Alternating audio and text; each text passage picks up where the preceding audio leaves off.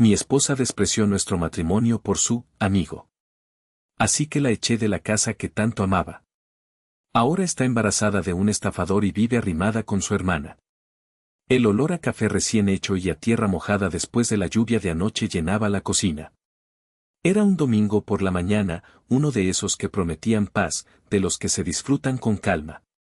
Yo estaba de pie junto a la estufa, moviendo lentamente los huevos con chorizo en la sartén, mientras Jacinta, mi esposa, revisaba algo en su teléfono, sentada en la mesa de parota que tanto nos había costado conseguir. El sol se colaba por la ventana, dibujando rayas de luz sobre el piso de baldosas rojas. Era una escena perfecta, casi de revista. Pero como he aprendido a la mala, las escenas perfectas a menudo son las que esconden las grietas más profundas. Llevábamos 3 años de casados, y nuestro aniversario estaba a la vuelta de la esquina. Dejé la sartén en el fuego bajo y me acerqué a ella por detrás, rodeando sus hombros con mis brazos. Estaba pensando, le dije al oído, depositando un beso en su sien. ¿Qué te parece si para nuestro aniversario nos vamos a Oaxaca? Unos días tú y yo, a comer tlayudas, a caminar por el centro, a olvidarnos del mundo. Jacinta no levantó la vista del teléfono. Hizo un gesto vago con la mano. No sé, Lázaro. Suena bien, pero... Anacleto y Soledad van a ir de campamento a Tapalpa ese fin de semana. Habíamos pensado en ir también, para coincidir por allá.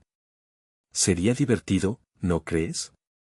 Sentí una punzada fría en el estómago, una vieja conocida. La solté y volví a la estufa, apagando el fuego. Jacinta, a Anacleto y a Soledad los vemos casi cada 15 días. Viven a 20 minutos. Oaxaca era algo nuestro. Algo especial.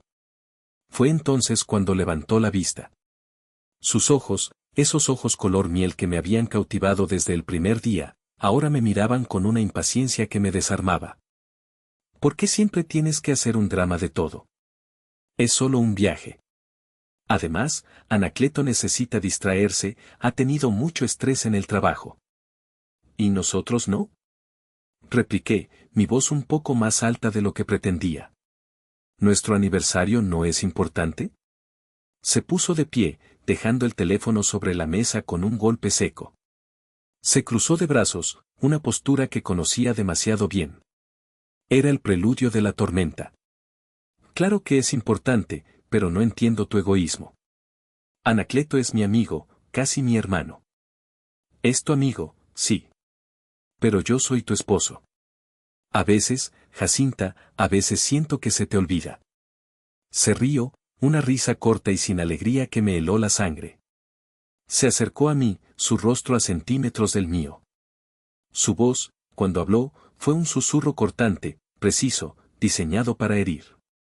No, Lázaro, el que no entiende eres tú. Tienes que entenderlo de una vez por todas. Anacleto siempre, ¿me oyes?, siempre será más importante que tú. Ha estado en mi vida desde que éramos bebés, y tú apenas llevas unos años. Así son las cosas. El mundo se detuvo. El sonido de los pájaros afuera, el zumbido del refrigerador, todo se desvaneció. Solo existían sus palabras, flotando en el aire entre nosotros como un veneno invisible. No dijo es igual de importante o es importante de otra manera. Dijo más importante. Una jerarquía. Una sentencia. En la pirámide de su vida, yo era, y siempre sería, el segundo lugar. Mi mente, en un acto de autodefensa, voló 6 años atrás. A una carne asada en el jardín de un amigo en común. La vi por primera vez junto a la parrilla, riendo a carcajadas por un chiste malísimo, con un vaso de horchata en la mano. Era veterinaria, y nuestra conversación fluyó sin esfuerzo entre anécdotas de perros absurdos y gatos con complejo de diva. Esa noche, sentí que había encontrado a la mujer con la que quería pasar el resto de mi vida. Era inteligente, apasionada, hermosa. Y sí, desde el principio, Anacleto estaba ahí. Era parte del paquete. El amigo inseparable, el confidente, el guardián de sus secretos de la infancia. Al principio, no me molestaba. Me parecía tierno. Pero las banderas rojas, esas pequeñas señales de alarma, no tardaron en aparecer, aunque yo, ciego de amor, las pintaba de un color más amable. Recuerdo una tarde, paseando por el centro de Tlaquepaque, íbamos de la mano, hablando de nuestros planes para comprar la casa. Su teléfono sonó. Vi el nombre Anacleto en la pantalla. Al instante, sin pensarlo, soltó mi mano como si quemara para contestar la llamada, dándome la espalda mientras hablaba con él en susurros y risas cómplices. Yo me quedé ahí, con la mano vacía, sintiéndome como un extraño. O aquella cena de Navidad con toda mi familia. Estábamos en el rancho de mi tío Porfirio, un hombre de pocas palabras pero de una sabiduría profunda. Yo estaba contando, orgulloso, cómo me habían ascendido a jefe de proyecto en la empresa agrónoma. En medio de mi historia, el teléfono de Jacinta vibró. Ella lo miró, sonrió para sí misma y empezó a teclear una respuesta. Mi madre me miraba, esperando que continuara, pero yo había perdido el hilo. La atención de mi esposa no estaba conmigo, estaba a kilómetros de distancia, en un chat privado con otro hombre. Mi tío Porfirio, desde la cabecera de la mesa, me lanzó una mirada que lo decía todo. Más tarde, mientras alimentábamos a los caballos, me dijo en voz baja, mijo, a la mujer hay que darle su lugar, pero primero uno tiene que darse el suyo. Que no se le olvide quién lleva los pantalones en la casa. En ese momento, pensé que era un exagerado, un hombre de otra época. Qué equivocado estaba. La vez que canceló nuestra cena de aniversario de novios porque Anacleto necesitaba apoyo moral después de una pelea con Soledad, su esposa. O cuando insistió, con una terquedad inamovible, en que él fuera uno de mis padrinos de boda, a pesar de que yo apenas lo conocía. Es que si no está en el altar, siento que falta una parte de mí, me dijo. Y yo, por no pelear, por hacerla feliz, acepté. Todas esas memorias, todas esas banderas rojas que había ignorado, ahora regresaban con una claridad brutal, iluminadas por la cruda luz de sus palabras en nuestra cocina. Siempre será más importante que tú. No era una exageración del momento. Era una declaración de principios. Era la verdad. Y yo había sido un idiota por no querer verla. El resto de la mañana transcurrió en un silencio denso y pesado. Comimos los huevos con chorizo fríos, cada uno en un extremo de la mesa, sin mirarnos. El sol que antes parecía alegre ahora se sentía intrusivo, revelando el polvo en los muebles y la tristeza en el aire. Después de lavar los platos, ella se encerró en la recámara y yo salí. Necesitaba aire, necesitaba espacio, necesitaba pensar. Conduje sin rumbo fijo por la carretera a Tequila, los campos de agave azul extendiéndose a ambos lados como un mar verde y espinoso. Mi trabajo como ingeniero agrónomo consistía en eso, cuidar de esas plantas, asegurar su crecimiento, protegerlas de las plagas. Era un trabajo de paciencia, de entender los ciclos, de saber que las cosas buenas toman tiempo. Quizás por eso había sido tan paciente con Jacinta. Siempre pensé que nuestro matrimonio era como una de esas plantas que necesitaba tiempo para echar raíces profundas, para volverse fuerte e inmune a las amenazas externas. Pero, ¿y si la plaga no estaba afuera? ¿Y si estaba adentro, en el corazón mismo de la planta? Una parte de mí, la parte cobarde, la que le temía al conflicto, buscaba excusas para ella. Estaba enojada, me decía a mí mismo. No lo dijo en serio. Es solo que su amistad es muy antigua, es diferente. Pero otra voz, una voz más honesta y brutal, me susurraba la verdad. La verdad que había visto en sus ojos y escuchado en su tono. Era una convicción, no un exabrupto. Mi mente se aferraba a un recuerdo doloroso. Un par de semanas antes de esa discusión, la había sentido más distante que nunca. Una noche, mientras veíamos una película, intenté hablar con ella. Apagué la televisión y tomé sus manos. Mi amor, le dije con toda la suavidad que pude reunir, últimamente te siento lejos. Siento que hay un muro entre nosotros. ¿Está todo bien? ¿Hice algo que te molestara? Ella suspiró, un suspiro largo y cansado, como si mi preocupación fuera una carga. No es nada, Lázaro. Estoy cansada, es todo. Mucho trabajo en la veterinaria. Lo entiendo, pero, no sé, siento que no conectamos. ¿Y si vamos a terapia de pareja? No porque estemos mal, sino para aprender a comunicarnos mejor, para fortalecernos. Jacinta retiró sus manos de las mías y se rió. Fue la misma risa sin alegría que había escuchado en la cocina. Ay, por favor, no seas dramático. ¿Terapia? Nosotros no tenemos problemas. El único problema es que te imaginas cosas. Anacleto es mi amigo, casi mi hermano. Ya supéralo. Esa palabra, dramático, me golpeó con fuerza. Mi intento genuino de buscar una solución, de cuidar nuestro matrimonio, había sido reducido a un simple drama. Me sentí pequeño, estúpido. Esa noche, por primera vez, sentí que estaba luchando solo por salvar lo nuestro.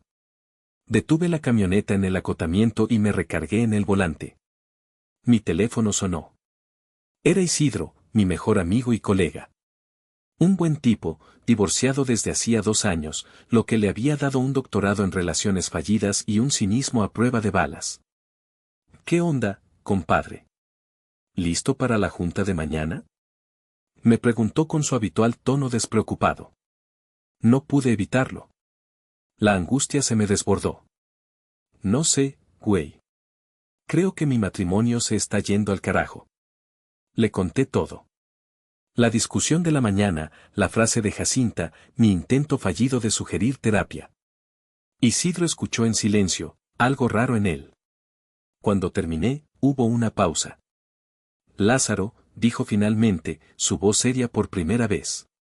Te voy a decir algo y no te vas a enojar. Llevo años viendo esto. Esa mujer no te respeta.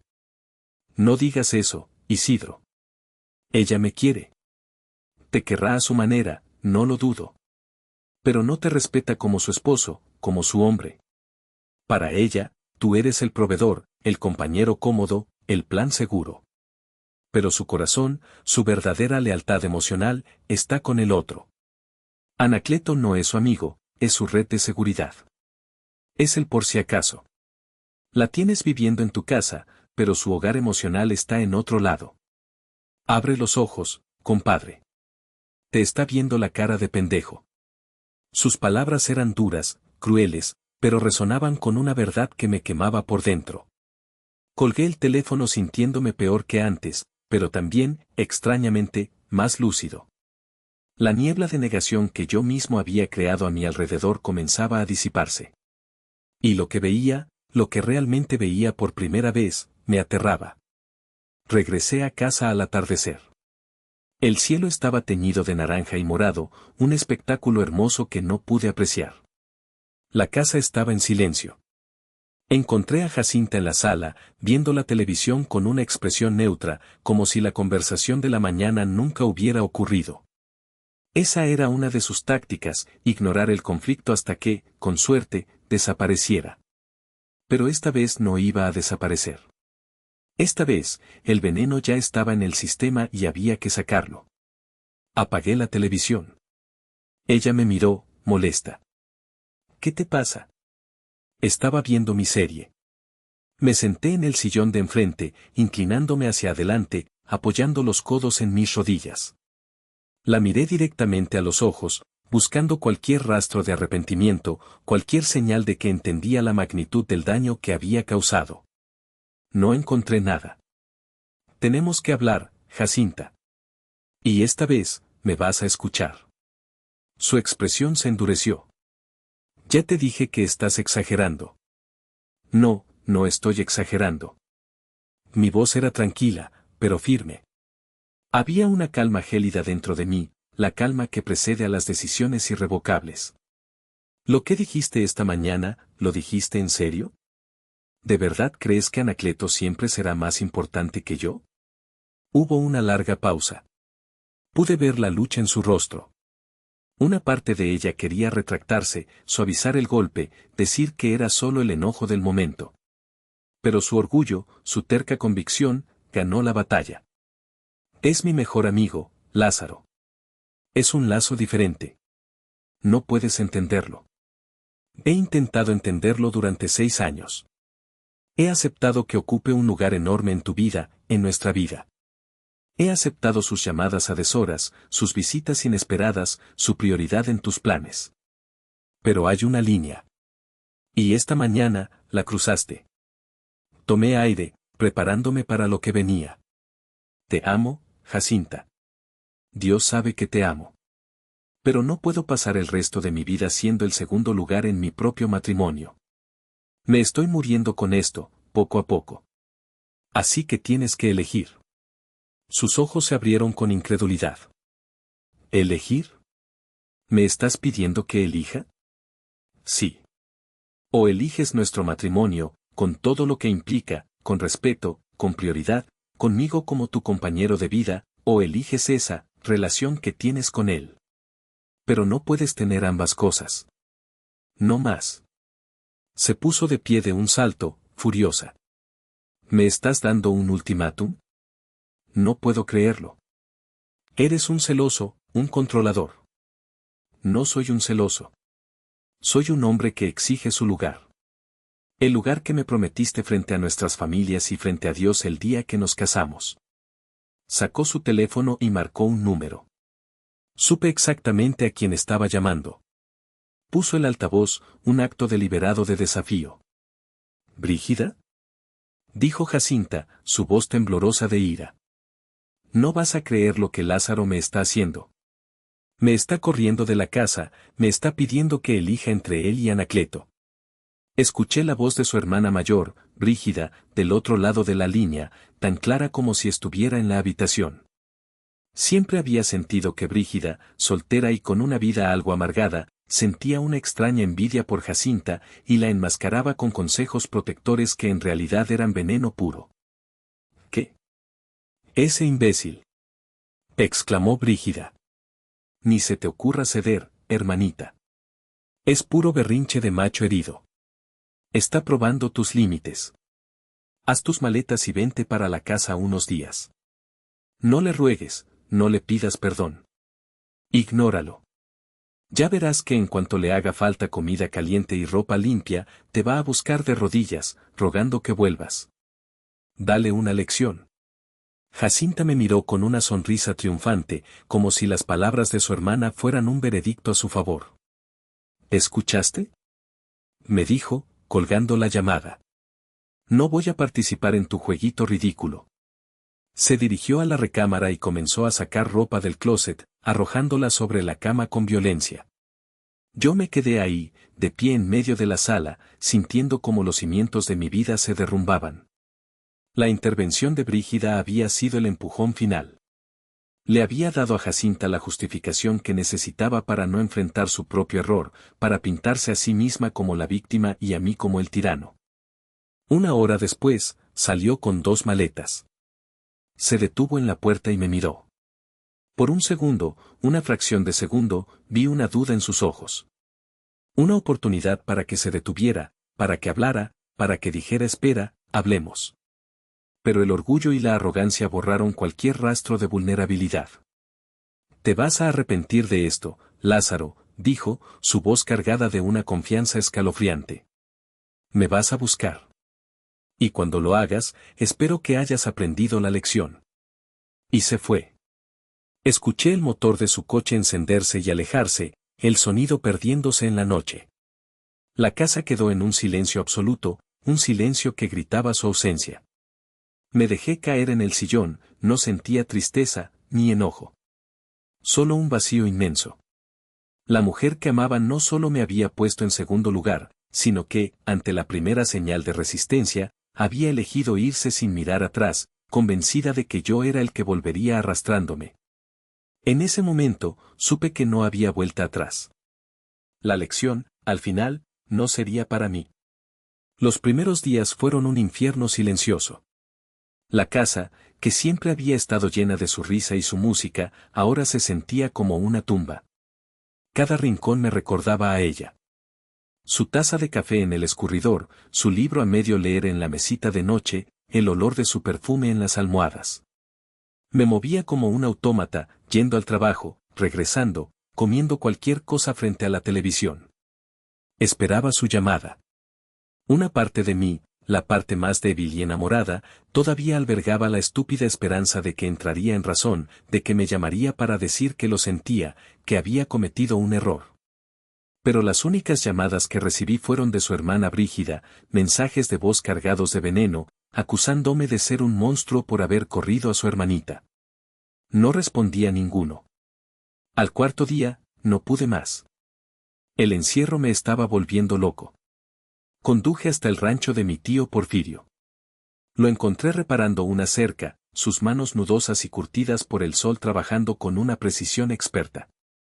No me preguntó nada, solo me señaló una carretilla con herramientas. Trabajamos en silencio durante casi una hora, el único sonido era el martillo contra los postes y el viento soplando entre los mezquites. Finalmente, nos sentamos bajo la sombra de un pirul a tomar un vaso de agua fresca. Le conté todo, sin omitir detalles, mi voz quebrándose en algunos momentos. Cuando terminé, esperaba un sermón, un te lo dije. Pero mi tío solo se quedó mirando el horizonte, donde las montañas se recortaban contra el cielo azul. Cuando tu abuelo se casó con tu abuela, dijo finalmente, su voz grave y pausada, le dijo una cosa, mujer, a partir de hoy, tu familia es la que vamos a formar tú y yo. Mis padres y los tuyos son nuestras raíces, pero nosotros somos el tronco. Y el tronco siempre debe ser lo más fuerte. Se giró para mirarme, sus ojos pequeños y agudos clavándose en los míos. Lo que esa muchacha hizo, mijo, fue cortar el tronco para regar las raíces. Eso no es un árbol, es un desastre. No hubo más palabras de consuelo, no las necesitaba. Lo que mi tío me dio fue algo mucho más valioso, validación. La certeza de que mi dolor era legítimo y mi postura, correcta. Hiciste lo que tenías que hacer, añadió, poniéndose de pie. El respeto de un hombre no se negocia. Ahora, compórtate como tal. Levanta la cabeza y sigue adelante. Esa conversación fue el punto de inflexión. Regresé a casa con una nueva resolución. La tristeza seguía ahí, pero ahora estaba acompañada de una determinación fría. Si Jacinta no iba a luchar por nuestro matrimonio, yo no podía seguir haciéndolo solo. Al día siguiente, llamé a un abogado. 2 semanas después de que Jacinta se fuera, un mensajero le entregó la notificación de la demanda de divorcio en el consultorio veterinario donde trabajaba. Su reacción fue inmediata. Mi teléfono empezó a sonar sin parar. Eran llamadas, mensajes de texto, mensajes de voz. Pasó de la incredulidad a la furia, y de la furia a una especie de súplica histérica. Divorcio, estás loco, Lázaro, estás tirando nuestro matrimonio a la basura por un berrinche, decía un mensaje. No puedes hacerme esto, yo te amo, regresa a casa y hablemos como gente civilizada, decía otro. Pero en ninguna de sus palabras, en ninguna de sus frases, apareció la que yo necesitaba escuchar, lo siento. Nunca admitió su error. Todo era mi culpa, mi reacción exagerada, mi falta de comprensión. El proceso legal avanzó. Mi abogado, un hombre serio y eficiente, me pidió que reuniera todos nuestros documentos financieros, estados de cuenta, inversiones, escrituras. Una noche, me senté en el comedor con una caja llena de papeles, una tarea que había estado posponiendo. Empecé a revisar los estados de nuestra cuenta de ahorros conjunta, la cuenta donde poníamos el dinero para nuestro futuro, para los hijos que planeábamos tener, para nuestra vejez. Y entonces lo vi. Una transferencia. Hecha 8 meses atrás. Una sola transacción que me dejó sin aliento. 250,000 pesos mexicanos. Una cantidad enorme, el equivalente a casi un año de mis ahorros personales. El destinatario, Anacleto Ramírez. Me quedé mirando el papel, releyendo la línea una y otra vez, esperando que mis ojos me estuvieran engañando. Pero no había error. La fecha, el nombre, la cantidad. Todo estaba ahí, en blanco y negro. 250,000 pesos de nuestro futuro, transferido a la cuenta del hombre que, según mi esposa, era más importante que yo. Sentí una oleada de náusea, seguida de una ira tan pura y helada que me asustó. Esto no era solo una traición emocional. Esto era un robo. Una conspiración a mis espaldas. Todo el dinero que había trabajado, cada hora extra, cada proyecto que acepté para construir nuestro patrimonio, ella lo había tomado y se lo había dado a él, sin mi conocimiento, sin mi consentimiento. La llamé en ese mismo instante. Contestó al primer timbrazo, su voz ansiosa. ¿Lázaro? ¿Ya entraste en razón? Tengo los estados de cuenta frente a mí, Jacinta, dije, mi voz desprovista de toda emoción. 250,000 pesos. A la cuenta de Anacleto. 8 meses atrás. Quiero una explicación. Ahora. Hubo un silencio sepulcral al otro lado de la línea. ¿Puedo explicarlo?, tartamudeó. Estoy esperando. Anacleto necesitaba el dinero. Tenía una oportunidad de negocio para importar artesanías. Iba a hacer algo grande. Me prometió que me lo devolvería en un par de meses, con intereses. ¿Y te lo devolvió? Otro silencio. Más largo esta vez. Tuvo mala suerte. El negocio no funcionó. Pero me va a pagar, Lázaro, te lo juro. En cuanto pueda. ¿Y por qué no me dijiste nada? Pregunté, aunque ya sabía la respuesta. Porque sabía que te pondrías así. Sabía que no lo entenderías. Ahí estaba otra vez. Esa frase. No lo entenderías. El escudo que usaba para justificar todos sus secretos, todas sus lealtades divididas. Tienes razón, Jacinta, dije, y por primera vez en semanas, sentí una calma absoluta, la calma de la certeza final. Tienes toda la razón. Jamás lo entenderé. No entiendo cómo la mujer que juró amarme y respetarme pudo apuñalarme por la espalda de esta manera. Gracias por la aclaración. Y colgué. Cualquier duda que pudiera haber albergado, cualquier pequeño rastro de esperanza de una reconciliación, se evaporó en ese instante. La traición era total, absoluta. Ya no había nada que salvar. Solo quedaban las cenizas y la tarea de empezar a limpiar el desastre. El divorcio se convirtió en una guerra. Lo que yo pensaba que sería una separación de bienes relativamente sencilla se transformó en una batalla campal. Asesorada por Brígida, Jacinta intentó reclamar la mitad de todo, incluyendo la casa que mis padres me habían ayudado a comprar antes de casarnos. Su argumento era que el préstamo de los 250,000 pesos a Anacleto había sido una mala inversión matrimonial y que las pérdidas debían ser compartidas. Mi abogado se rió, pero la desfachatez de la situación me revolvía el estómago. Fue durante esas semanas de tensión legal que recibí un mensaje inesperado. Era de un número que no conocía. Hola, Lázaro. Soy Soledad, la esposa de Anacleto. Sé que es un mal momento, pero ¿podríamos hablar? Hay cosas que creo que necesitas saber. Mi primer instinto fue ignorarlo. No quería saber nada más de ese círculo vicioso. Pero la curiosidad, y una sensación de que esta era una pieza importante del rompecabezas, me hicieron aceptar.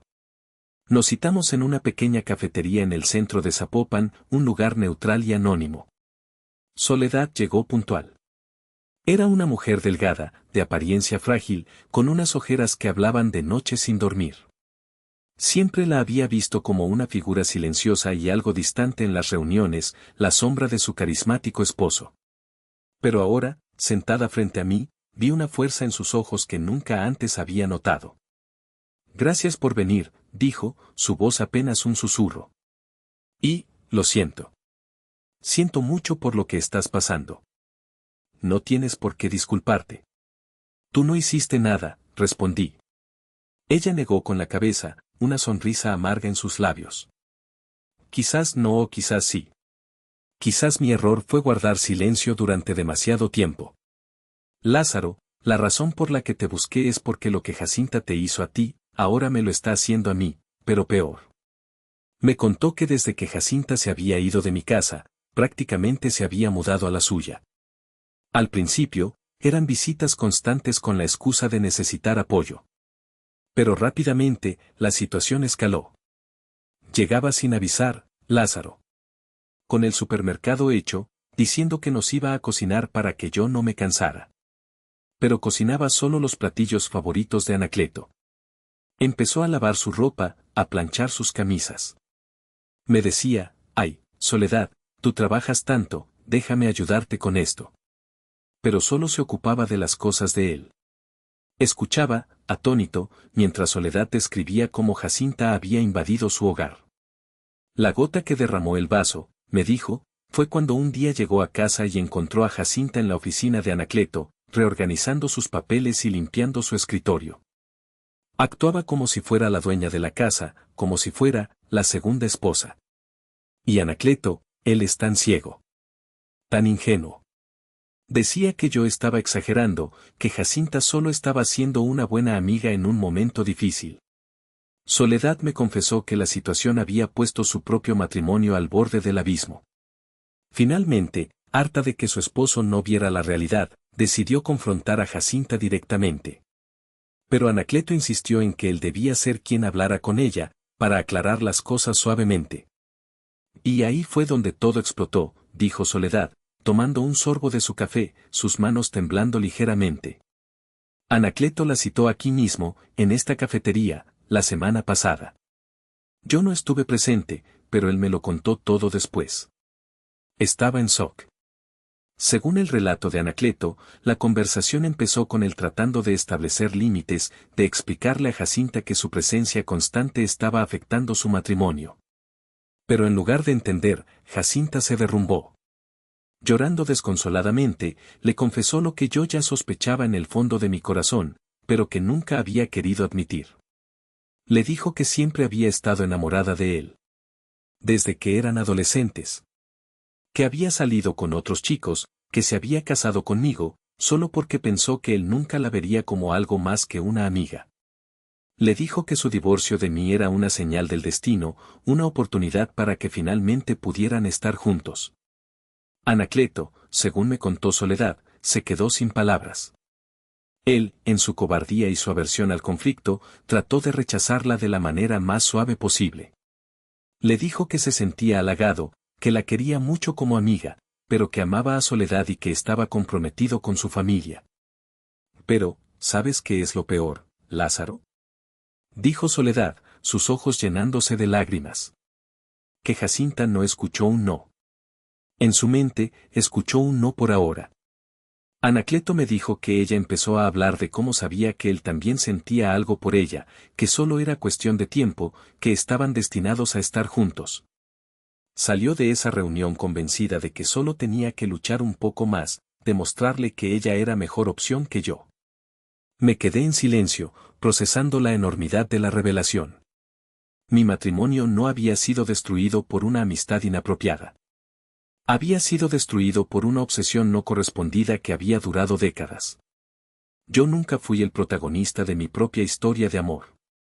Fui un personaje secundario, un obstáculo conveniente, un premio de consolación en la larga y retorcida fantasía de mi esposa con otro hombre. Después de esa conversación, continuó Soledad, secándose una lágrima, las cosas se pusieron feas. Realmente feas. La obsesión de Jacinta se convirtió en un acoso en toda regla. La gentil negativa de Anacleto, en lugar de apagar el fuego de Jacinta, lo avivó hasta convertirlo en un incendio forestal. Convencida de que Soledad era el único obstáculo que se interponía en su camino hacia la felicidad, Jacinta desató una campaña de acoso que pasó de lo inapropiado a lo alarmante. Soledad me contó, con la voz temblorosa, cómo Jacinta comenzó a aparecerse en el trabajo de Anacleto, una pequeña firma de diseño gráfico, con pretextos absurdos. Le llevaba el almuerzo, le dejaba regalos en el parabrisas de su coche, una corbata, una loción, pequeños detalles íntimos que una amiga no debería dar a un hombre casado. Anacleto, cada vez más incómodo y asustado, empezó a pedirle a su recepcionista que negara que estaba allí. Pero el punto de quiebre, el acto que cruzó todas las barreras de la cordura, fue el de la llave. De alguna manera, Jacinta logró obtener una copia de la llave de su casa. Soledad no sabe cómo, si la robó de un bolso en una visita anterior o si mandó a hacer una copia. El hecho es que un martes por la tarde, Soledad volvió a casa antes de lo habitual y se encontró con una escena surrealista. El olor a ajo y a cilantro llenaba el aire. Y allí, en su cocina, con su mandil puesto, estaba Jacinta, tarareando felizmente mientras preparaba la cena. ¡Sorpresa!, le dijo Jacinta con una sonrisa radiante, como si fuera el gesto más normal del mundo.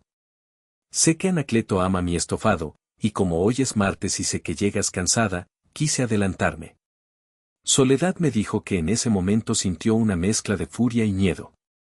Le grité, Lázaro. Le grité como nunca le he gritado a nadie en mi vida.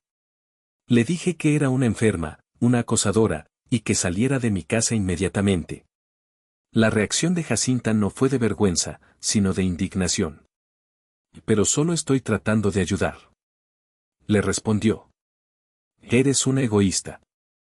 Deberías agradecerme que estoy dispuesta a cuidar de tu esposo y tus hijos. La pelea fue tan fuerte que los vecinos se asomaron.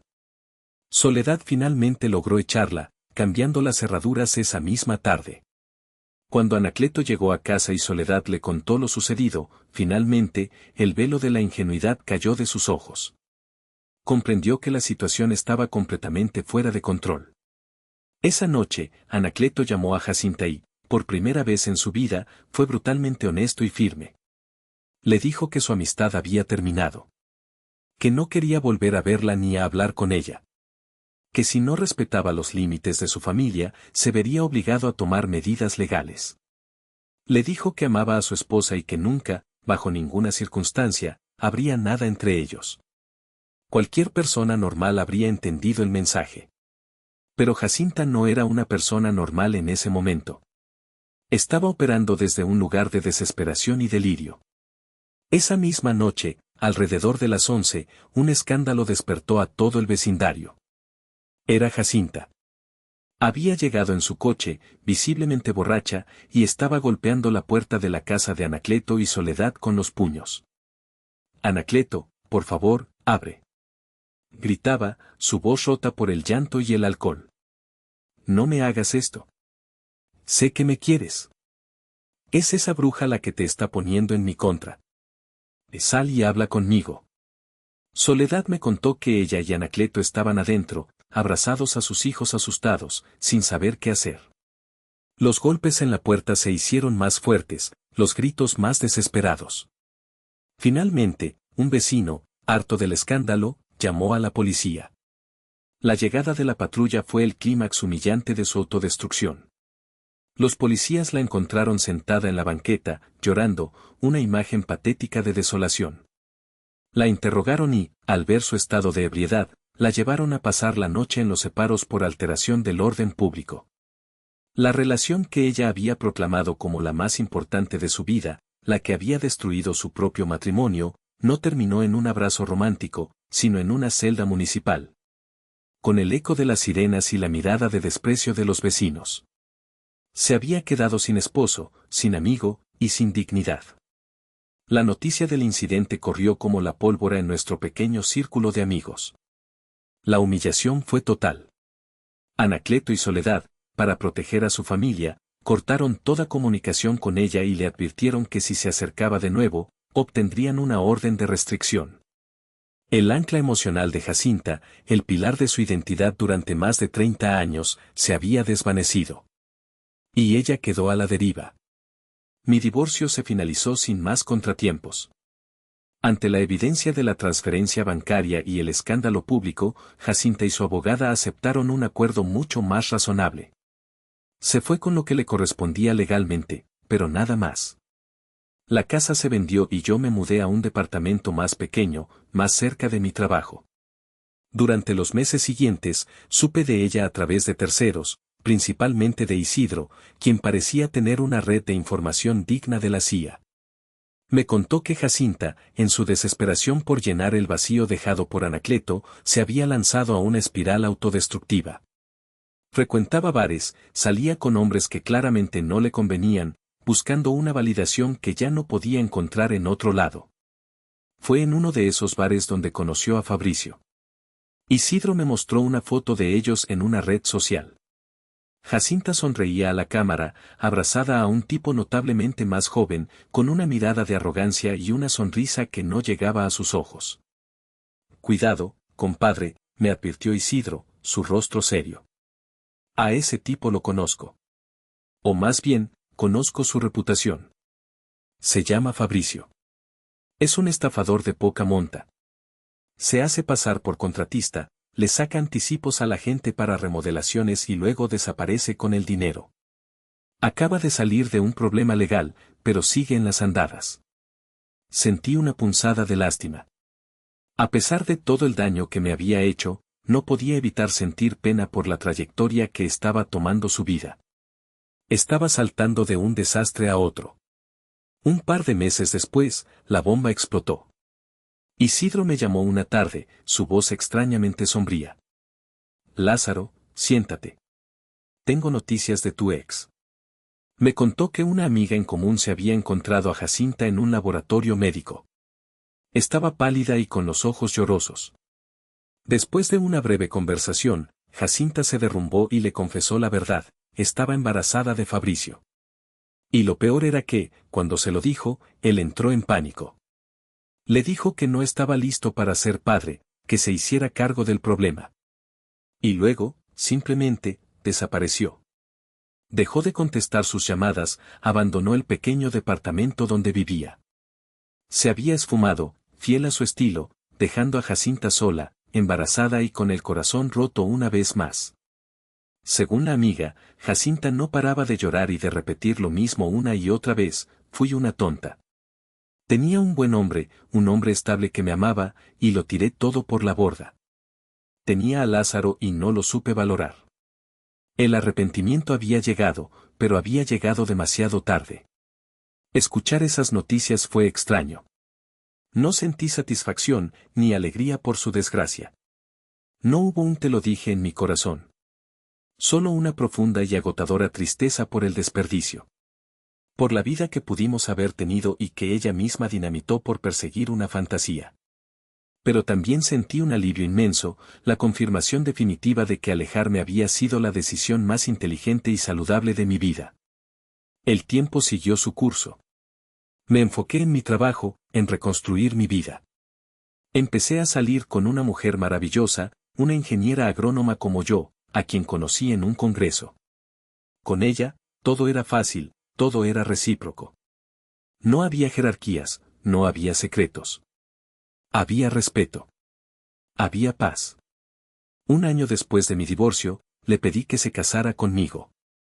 Una tarde, un par de semanas antes de mi boda, llegué a mi departamento y encontré algo en la puerta.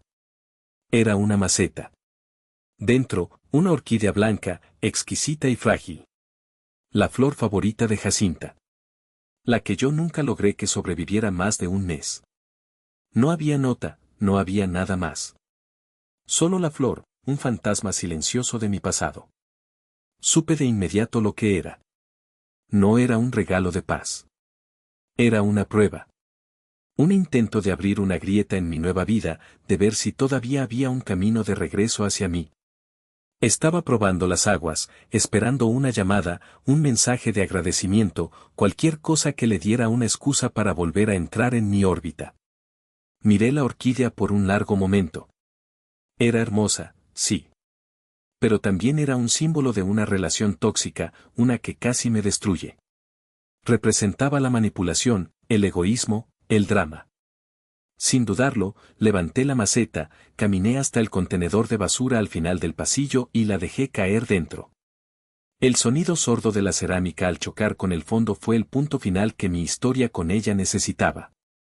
Era un acto simbólico, sí, pero increíblemente liberador. Estaba cerrando la puerta, no con odio, sino con una firme y tranquila indiferencia. Esa noche, mientras cenaba con mi prometida, ella me tomó la mano por encima de la mesa y me preguntó por qué estaba tan callado. Le conté lo de la orquídea. Ella escuchó con atención, su mirada llena de comprensión. ¿Y qué hiciste?, preguntó suavemente. La tiré a la basura, respondí.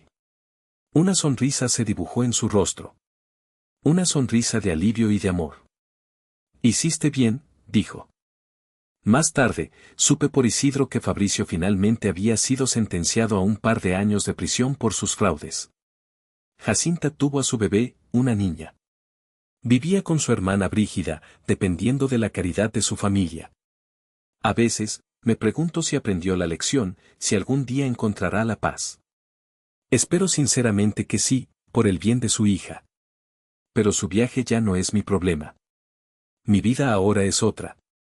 Hace unas semanas, en una cena familiar en el rancho, mi prometida mencionó de pasada el nombre de Jacinta al recordar una anécdota de hace años. No me tensé. No sentí un nudo en el estómago. Solo tomé la mano de ella, la mujer que me había enseñado lo que es el verdadero amor, el que se construye en equipo. Ese fue un capítulo que ya se cerró, le dije, mirándola a los ojos.